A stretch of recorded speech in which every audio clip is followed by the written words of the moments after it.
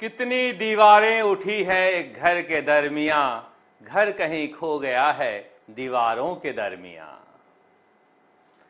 कांग्रेस की सियासत कुछ ऐसे ही घूम रही है। वैसे बीजेपी की सियासत भी इसी के आसपास है, मगर चूंकि सत्ता में है इसलिए घर मुकम्मल है। वैसे आप कह सकते हैं कांग्रेस सत्ता में भी थी तो घर कहां मुकम्मल था।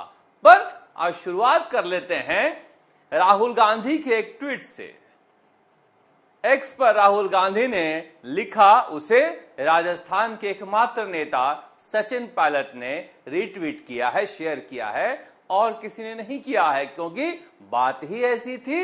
वैसे राहुल गांधी के हर ट्वीट को ये रीट्वीट करते हैं। राहुल गांधी ने क्या लिखा है आप देखिए एक बार, जिसे सचिन पायलट रीपोस्टेड लिखा हुआ है। आज बीजेपी का दूसरा नाम है पेपर चोर। देश भर में बार बार होने वाले पेपर लीक ने करोड़ों मेहनती युवाओं की जिंदगी और सपनों को तबाह कर दिया है। उत्तराखंड का पेपर लीक इसका ताजा उदाहरण है। लाखों युवाओं ने दिन रात मेहनत की, लेकिन बीजेपी ने चोरी से उनकी पूरी मेहनत पर पानी फेर दिया।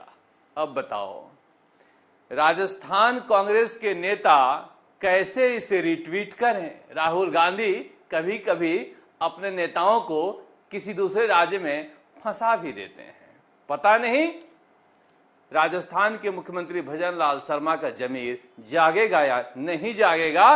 राहुल गांधी के इस ट्वीट के बाद अगर जाग गया तो कहा जा रहा है कि कांग्रेस के बड़े बड़े नेता शिकंजों के पीछे भी हो सकते हैं, अगर तफ्तीश सही ढंग से की गई तो। क्योंकि हुआ ही यही है, कुछ हुआ ही नहीं है परीक्षाओं के नाम पर कांग्रेस की सियासत केवल पेपर लीक के आसपास नहीं है। यह भी नहीं कह सकते कि पकड़ो, क्योंकि किसे पकड़ें। पर एक लिस्ट आई कि जिनको हमने निकाला था उन्हें हम शामिल कर रहे हैं। क्यों निकाला था और क्यों शामिल कर रहे हैं इसे लेकर कुछ नहीं था। क्यों निकाला था उस वक्त तो बताया था कि इन्होंने कांग्रेस के रीति नीति के खिलाफ, संस्कृति के खिलाफ काम किया है और कांग्रेस के साख पर बट्टा लगाया है। पर ये दाग धुल गए क्या? जब दाग सीडी में हो, जब दाग वीडियो में हो, जब दाग पुलिस स्टेशन में हो तो कैसे धुलेंगे? इनका कहना है कोर्ट से धुल गए। पर जनता के नंगी आंखों ने जिसे देखा है वो किसी कोर्ट से कैसे धुल सकता है? मेवाराम जैन को लेकर सीडी सियासत खूब हुई। उस सियासत पर आज तफसील से बात करेंगे कि सीडी बड़ा मुद्दा है, वीडियो बड़ा मुद्दा है, या बाड़मेर किसका होगा, जाटों का होगा या गैर जाटों का होगा, यह बड़ा मुद्दा है। हो क्या रहा है? कांग्रेस बीजेपी का खेल वहां खत्म हो गया। वहां जाट बनाम गैर जाट का मुद्दा बड़ा हो गया है। इसलिए इसे इस तरह से भी समझ सकते हैं कि उससे कहीं ज्यादा अलग तरह की कई वीडियो चित्तौड़गढ़ के पूर्व सभापति नगर परिषद के संदीप शर्मा के भी आए थे। बाइट भी आई थी, लड़की थाने भी गई, लड़की ने बयान भी दिए, कई तरह का बवाल मचा और इन्हें कांग्रेस से निष्कासित किया गया। मगर गोविंद सिंह डोटासरा ने पत्र जारी करके कहा कि हम इन्हें भी वापस लेते हैं। अब इतने महत्वपूर्ण नेता थे, इतने वीडियो थे इनके, तो फिर मेवाराम जैन पर हंगामा क्यों? संदीप शर्मा चित्तौड़गढ़, इन्हें भी लिया गया है। मेवाराम जैन तो वैसे पहले नंबर पर हैं, तीसरे नंबर पर भी वीडियो वाले ही हैं, मगर इनका कहना है कि चूंकि मैं कोर्ट से बरी हो गया इसलिए अब वीडियो कोई मायने नहीं रखता। वैसे भी राजनीति में कोई लोक लाज तो मायने रखता नहीं है। पर बड़े नेताओं के आशीर्वाद से ये सब वापस आ गए हैं। अब बाड़मेर के जो कांग्रेसी नेता हैं वो तो कह रहे थे हम कैसे मुंह दिखाएंगे जनता से। क्या चित्तौड़गढ़ वाले नहीं कह रहे हैं हम कैसे मुंह दिखाएंगे जनता से? पता नहीं, ये तो कांग्रेस ही जाने कैसे मुंह दिखाएंगे। वैसे अशोक गहलोत ने अपना पल्ला झाड़ लिया था। अब इस वीडियो को बार बार मैं क्या सुनाऊं? पत्रकार ने पूछा। मेवाराम जैन की वापसी पर हंगामा मचा है। उन्होंने कहा ये तो प्रदेश कांग्रेस कमेटी अनुशासन समिति ने फैसला लिया होगा, मुझे तो 2 दिन पहले ही पता चला है। प्रदेश कांग्रेस कमेटी ने किया होगा, यानी गोविंद सिंह डोटासरा ने किया होगा। गोविंद सिंह डोटासरा से पूछा गया कि मेवाराम जैन को लेकर हंगामा मचा है, उन्होंने कहा थैंक यू। अब बताइए, अपने कृत्य को लेकर आप स्वीकार करने के लिए तैयार नहीं हैं कि हां हमने किया है, और आप चाहते हैं जनता उसे स्वीकार करे। शर्म नहीं आती? अगर लिए हैं पार्टी में तो ठोक कर कहना चाहिए कि हां हमने लिया है। अशोक गहलोत जी, पर्दे के पीछे सारी रणनीति आप ही बना रहे थे। आप कहते हां मैंने मेवाराम जैन के लिए कोशिश की और उसे ले आया। गोविंद सिंह डोटासरा भी कह सकते थे, क्योंकि जब प्रेस नोट जारी करते हो आप तो नीचे साइन करते हो, तो इतना नैतिक तो साहस होना चाहिए कहने के लिए कि हां मैं लेकर आया हूं। ये थैंक यू नमस्कार कहने से क्या हो जाएगा। मगर संदीप शर्मा को लेकर वहां हंगामा इसलिए नहीं मचा हुआ है कि चित्तौड़गढ़ में ये बड़े नेता नहीं हैं। सीढ़ी महत्वपूर्ण नहीं है, नेता बड़ा होना महत्वपूर्ण है। अब जैसे ही मेवाराम जैन के पोस्टर लगे, बाड़मेर, बालोतरा, जैसलमेर, जोधपुर, पता नहीं कहां कहां हर जगह तत्काल पुलिस एक्शन में आई। ऐसा लगा कि जयपुर से संदेश दिया गया है, तत्काल मुकदमा भी दर्ज हो गया, कई लोगों को राउंड अप भी कर लिया गया, 3 टीमें भी बना ली गई, 6-7 जाट लड़कों को पकड़ के लाया भी गया। कहा गया कि बैतू के रहने वाले हैं। मगर शाम होते होते बीजेपी में भी जाट नेता बड़े हैं।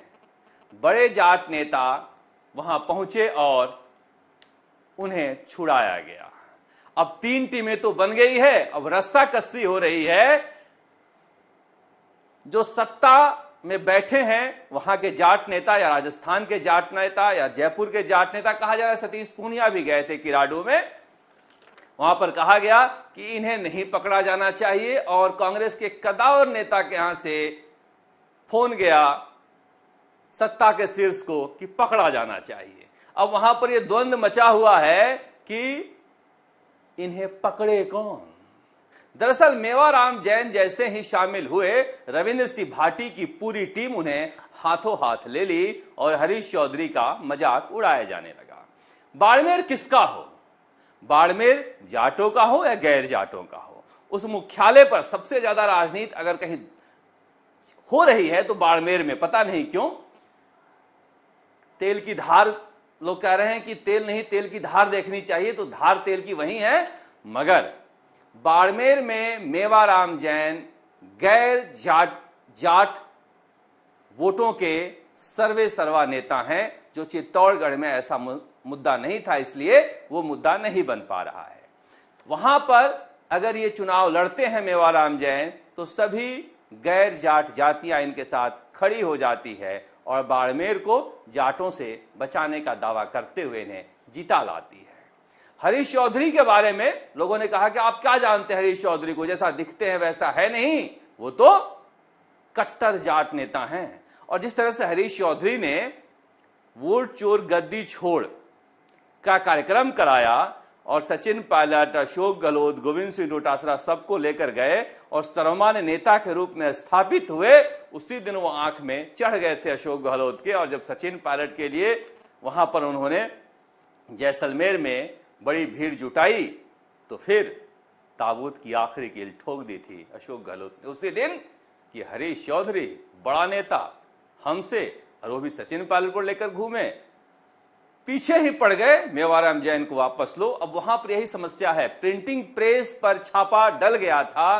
प्रिंटिंग प्रेस जो है वो बालोतरा में है और कहा जा रहा था गिरफ्तारी होने वाली थी, मगर एक बड़े जाट नेता बीजेपी के हस्तक्षेप करते हैं कि जाटों की गिरफ्तारी नहीं होनी चाहिए।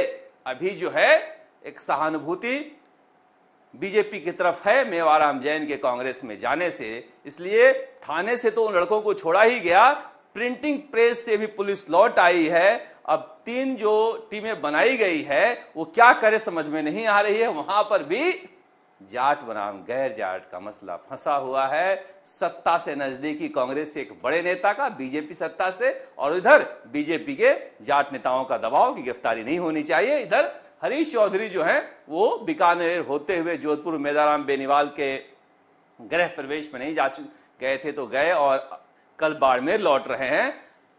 रणनीति के तौर पर कहा गया है मेवाराम जैन को कि आप कुछ दिन के लिए नेपथ्य में चले जाइए, कहीं चुपचाप एकांतवास में रहिए ताकि राजनीति जो हो रही है वो ठंडी हो, क्योंकि उन्होंने बयान दे दिया कि अगर मैं जाट होता तो इस तरह का विरोध नहीं होता, मैं बनिया हूं इसलिए विरोध हो रहा है, मुझे जीने नहीं दिया जा रहा है, फोन आ रहे हैं, धमकाया जा रहा है। और जाते जाते जो आखिर में कहा वो सुलगाने वाला था कि बाड़मेर में जो गुंडा राज है उसे मैं खत्म कर दूंगा। अब ये तो बीजेपी की सत्ता है। मेवाराम जैन जो बाड़मेर में अपराधी तत्वों का राज हो गया है उसे कैसे खत्म करेंगे? आप इतनी सियासत तो समझते ही हैं, समझ जाइए। पर मसला यही था, मेवाराम जैन का सीडी से बड़ा मसला यही था। और हनुमान बेनीवाल भी जानते हैं कि वहां पर बाड़मेर में सियासत क्या चल रही है, लिहाजा उन्होंने हरीश चौधरी से ये तो कहा कि इस्तीफा देते हैं या राजनीति छोड़ते हैं। अब ये देखना है कि अपने वचन पर कायम रहते हैं या नहीं रहते हैं। मगर उन्होंने कहा कि कांग्रेस की ऐसी क्या मजबूरी थी कि मेवाराम जैन को लेना पड़ा पार्टी के अंदर। वैसे मजे वो सबके ले लेते हैं। एक किसी ने पूछा कि डिप्टी सीएम प्रेमचंद बैरवा जी बस में गए थे, कंडक्टर पहचाना नहीं, तो उन्होंने कहा कि रसिया में ज्यादा लोकप्रिय है, वहां लोग पहचानते हैं। तो विनोदी स्वभाव है हनुमान बेनीवाल का। पर हनुमान बेनीवाल का जो स्ट्राइक रेट है वो जबरदस्त है। इतना जबरदस्त है कि मुझे नहीं पता था कि सूरज माली जिसे पीटा गया और पैर तोड़ दिया गया, उसे लेकर कई लोग गए, कई लोगों ने ट्वीट किया, मिला भी। अशोक गहलोत तो पटना नहीं बुलाया गया था सीडब्ल्यूसी में, तो उसकी खींच में अहमदाबाद भी चले गए, मगर कुछ किया नहीं। सरकार से काफी अच्छा उनका रिश्ता है, भजन लाल को कभी कोसते नहीं है, मगर मदद नहीं की। मदद तो हनुमान बेनीवाल ने की और हनुमान बेनीवाल बैठे रहे, पैकेज लेकर उठे। पर जनता क्या वोट भी देगी बदले में, यह देखना दिलचस्प होगा। मगर स्ट्राइक रेट अपना कायम रखे हुए हैं। उस इलाके में भी पहुंचे जहां एक बड़ी आबादी है उनके समर्थकों की, मगर वो दूसरी जातियों में भी सहानुभूति रखना चाहते हैं, रखवाना चाहते हैं, ताकि सियासत के समय ये काम आए अपनापन। और ये एक तस्वीर को देखिए, यहां नरेश मीणा है। नरेश मीणा अब अनशन छोड़ने के बाद अलग अलग इलाकों में घूम रहे हैं और प्रताप सिंह खाचरियावास से मिलने गए हुए हैं। भरत सिंह से मिलकर आए, अस्पताल में जो बीमार हैं। राजेंद्र गुढ़ा इनके साथी हैं। तो हाड़ौती के इलाके में राजपूतों का एक बड़ा वोट बैंक है, मनोज न्यांगली भी आ जाते हैं और गाहे बगाहे ये हनुमान बेनीवाल के साथ भी रहते हैं। अपना बड़प्पन दिखाते हुए नरेश मीणा अपना कद यहां से बड़ा करना चाह रहे हैं। वो राजनीति को सीख रहे हैं या सीख लिए हैं या कोई एक्सपेरिमेंट कर रहे हैं, क्योंकि इतनी राजनीति तो कॉलेज के जमाने से उन्हें आती है। उन्होंने हरीश मीणा के लिए जो कुछ कहा था उसके लिए माफी मांग ली, मुरारी लाल मीणा के लिए जो कुछ कहा था उसके लिए माफी मांग ली, किरोड़ी लाल मीणा के लिए जो कुछ कहा था उसके लिए माफी मांग ली। सचिन पायलट के साथ में कसीदे गढ़ते ही रहते हैं और अशोक गहलोत की भी तारीफ की है। तो एक पैकेज के रूप में अपने आप को यहां से उठाना चाह रहे हैं। क्या ये भगत सिंह सेना पार्टी बनाने की तरफ पहला कदम है? वैसे 12 में वसुंधरा राजे ने खेल कर दिया है और कहा जा रहा है कि राज्यपाल ने सजा कम कर दी है कंवरलाल मीणा को, जो जेल में बंद हैं, और अब 12 में उपचुनाव नहीं होगा। ये नरेश मीणा का खौफ था क्या? बीजेपी और कांग्रेस दोनों को लग रहा है कि बेवजह क्यों आप बैल मुझे मार करें। वहां पर नरेश मीणा अगर चुनाव लड़ते हैं तो दोनों ही पार्टियों की स्थिति खराब हो सकती है। प्रमोद जैन भाया भी नहीं चाह रहे होंगे कि हम चुनाव लड़ें ऐसी स्थिति में, इसलिए कांग्रेस भी इसे मुद्दा नहीं बना रही है कि जब बाकी राज्यों में इस तरह से बीजेपी दूसरे विधायकों को सजा मिलते ही सस्पेंड कर देती है, तो फिर यहां पर सजा माफी क्यों? वैसे बीजेपी दूसरे राज्यों में भी सजा माफी की है, पर वसुंधरा राजे को भी लगता है कि नरेश मीणा अगर ये पैर जमा लिया हाड़ौती में तो उनका किला जो है वो ध्वस्त हो सकता है। सुरेश गुर्जर भले ही 20 सालों में पहली बार जीते हैं, मगर वो चुपचाप रहते हैं, वो ज्यादा पंगा लेते नहीं है बाड़ा झालावाड़ में, जहां पर वसुंधरा राजे को चुनौती किसी ने दिया नहीं। प्रमोद जैन भाया से उनके रिश्ते हमेशा ठीक रहे हैं। कहा जाता है अंदर खाने पर अब बारां का उपचुनाव होने पर संकट लग गया है, क्योंकि वसुंधरा राजे प्रधानमंत्री नरेंद्र मोदी की सभा में जब गई थी तो राज्यपाल भी वहीं थे, वहां कोई खिचड़ी पकी है ऐसा कहा जा रहा है। उसके बाद वो लौट के आए भजन लाल शर्मा और गृह मंत्रालय की सजा माफी या सजा कम करने की सिफारिश राज्यपाल के यहां भेज दिए हैं। राज्यपाल महोदय के आंख का इलाज चल रहा है। अब जल्दी ही कहा जा सकता है कि 6 अक्टूबर के आसपास आचार संहिता लगने वाली है, उससे पहले आदेश आ जाएगा। मगर फिर भी कांग्रेस को यह पहल करनी चाहिए कि बारां में उपचुनाव हो, पर पता नहीं इसमें कौन कितना दिलचस्पी लेता है। इधर भजन लाल शर्मा को आप देख रहे हैं, लगातार भजन लाल शर्मा आज सांगानेर में लगे हुए हैं, जहां पर अपने विधानसभा क्षेत्र में विकास कार्यों की सौगातें दे रहे हैं। ये सारे अधिकारी हैं, नेता हैं, कभी कभी अपने विधानसभा में दिल लगाना चाहिए। वैसे विधानसभा में सांगानेर में जाएं या ना जाएं, वहां पर बीजेपी का गढ़ है वो, पर जिस तरह से जयपुर में सांगानेर का विकास हो रहा है, बाकी इलाके के लोग सोच रहे हैं काश सांगानेर में ही घर बनाया होता, पर पता नहीं, क्या पता किसी दूसरे इलाके का व्यक्ति भी कभी मुख्यमंत्री बन जाए तो वहां भी चमक जाए इलाका। पर एक और नेता हैं डॉक्टर किरोड़ीलाल मीणा। डॉक्टर किरोड़ीलाल मीणा अपने मित्र से मिले जब वो MBBS में पढ़ते थे। उस तस्वीर को देखकर बहुत लोग भावुक हुए कि इस तरह से इस उम्र में भी डॉक्टर किरोड़ीलाल मीणा अपने मित्र के यहाँ जा रहे हैं।